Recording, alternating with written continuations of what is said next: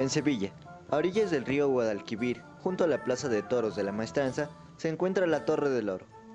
Esta torre, junto a la Torre de la Giralda, es considerada uno de los símbolos culturales e históricos más sobresalientes de Sevilla. Fue construida entre 1220 y 1221 por la dinastía marroquí de los almohades para servir de atalaya del puerto fluvial de Sevilla.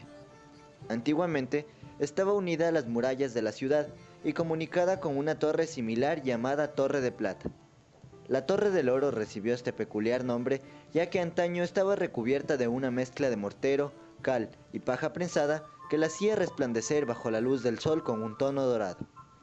También se dice que el nombre de la torre se debe a la gran cantidad de oro procedente de América que se guardaba en este edificio fortificado en tiempos de la conquista. La Torre del Oro, con 36 metros de altura, está formada por 3 cuerpos. La base en forma de dodecágono, que es la torre original construida por los almohades, una ampliación con la misma forma ordenada por el rey de Castilla Pedro el Cruel en el siglo XIII, y un cuerpo cilíndrico rematado por una cúpula, obra del ingeniero Sebastián van der Bosch en 1770. Originalmente era usada para la vigilancia de zonas marítimas. Tras la conquista cristiana funcionó como capilla y más tarde se convirtió en una prisión.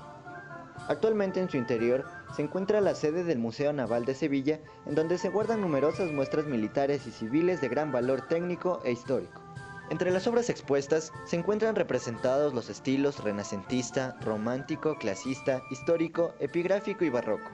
Esta construcción forma parte del patrimonio histórico y artístico sevillano desde 1931, resguardando en sus paredes cientos de historias que esperan ser contadas.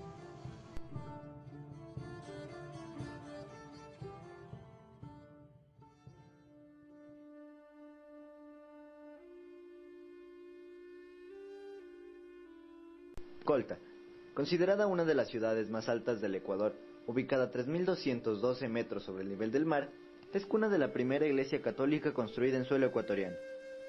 Situada al pie de la vía panamericana a tan solo 2 kilómetros al sur de Colta, encontramos la iglesia de la Virgen María Natividad de la Valvanera. Ha permanecido casi en su totalidad intacta por aproximadamente 481 años. Esta iglesia, erigida el 15 de agosto de 1534, guarda en su interior historias y plegarias de más de 6 generaciones. Tanto la fachada como las paredes laterales permanecen intactas a pesar del tiempo, ya que en los exteriores aún se conservan las paredes de piedra de hace 5 siglos. Para su ejecución se fusionaron la arquitectura colonial de estilo barroco con detalles en alto y bajo relieve que representan figuras incásicas, lo que supone fue construida con mano de obra española e indígena.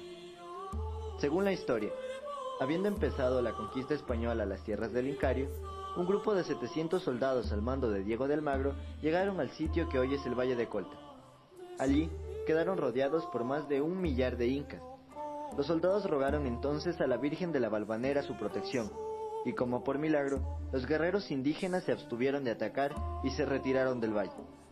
En agradecimiento por haber salvado sus vidas, los españoles construyeron en unos kilómetros más adelante, con la ayuda de aborígenes del lugar, la iglesia que hasta hoy permanece en pie. Como un dato curioso, tenemos que esta iglesia sobrevivió al devastador terremoto de 1797, que asoló poblaciones y aldeas de la zona, dejando gran parte de las construcciones en escombros.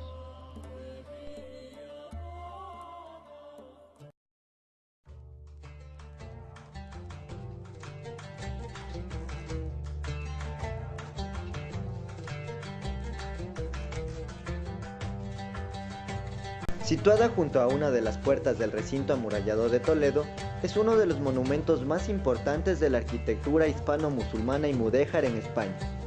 Este valioso edificio milenario, que tiempo después fue convertido en iglesia católica, supone un ejemplo único de la pervivencia del arte de Al-Ándalus en España.